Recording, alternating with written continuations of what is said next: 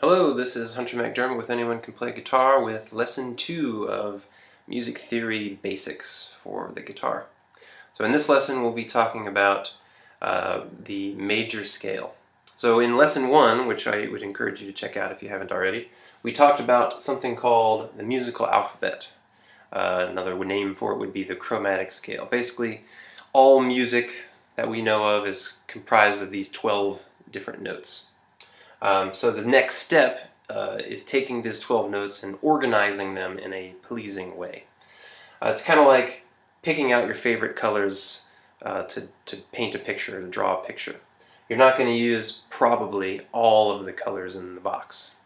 So we're going to strategically take out a certain select few of those notes in a very organized manner, and that will give us something called the major scale, which is a very, very prevalent scale in music, basically a set of notes that is used quite a bit, more often than anything else. Okay, so it all starts with our musical alphabet, and then we also have to have this series of whole steps, so W for whole and H for half steps. So whole steps and half steps in this exact series here. So what we can do, and this will be known as the major scale formula. So you can take any one of these 12 notes and plug it in at the beginning of this sequence, go through the steps, and you'll get a major scale, whatever major scale you started with, whatever the note is that you started with. So a good place to start, that's pretty easy for most people, is with C. So what we're going to do is we're going to put a C note right here at the beginning of our scale. Okay, great. So we have C. So now to get our next position here, we're going to have to go up a whole step from C. So we have C here, and we learned in the last lesson that a whole step is two of these blocks, because each one is a half, and you put two halves together, you get a whole. So C to C sharp, and then to D. So D would be our second note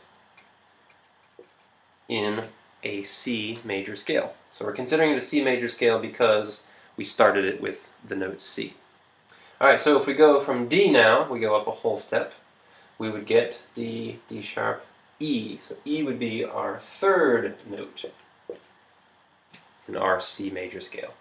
Alright, then we just go on that same pattern until we end up here at the end. So that would be a half step to F, a whole step to G, a whole step to A whole step to B, and then a half step to C. So we know we did it correctly if we start with C, go through the formula, and you end up with C at the end there.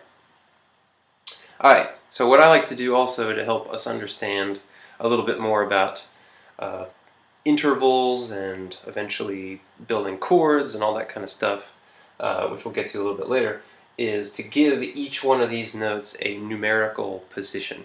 And we'll call that a scale degree. Basically, it's numerical position within the scale. So now this is always given in Roman numerals. So we have C being note 1, 2, 3, 4. G would be 5. A is 6. B is 7.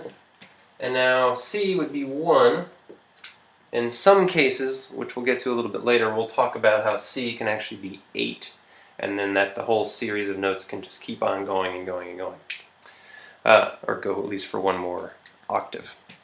Alright, so that's our C major scale, but C is unique. It's the only one of our scales that does not include at least one sharp or one flat. So let's check out another scale. Let's pick another note and see what kind of notes we would get in that sequence, not starting with C. So the most popular key I find in guitar music is the key of G. Most of you have probably learned G major and C and A minor, E minor, D, those chords, B minor maybe. And all those chords come from the key of G, which again we'll talk about keys and stuff a little bit more and chords later.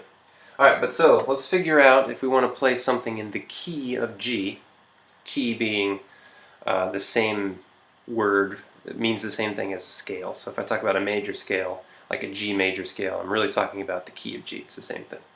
Alright, so say I start with G. So I'm going to put G here, and then I go a whole step, would give you A, and then B. Alright, then we have a half step. So this is one of those special cases I was talking about in the first video where a half step gives you two natural notes. So we have B to C, D, E. Alright, but now we're at this E note here, and we want to go up a whole step.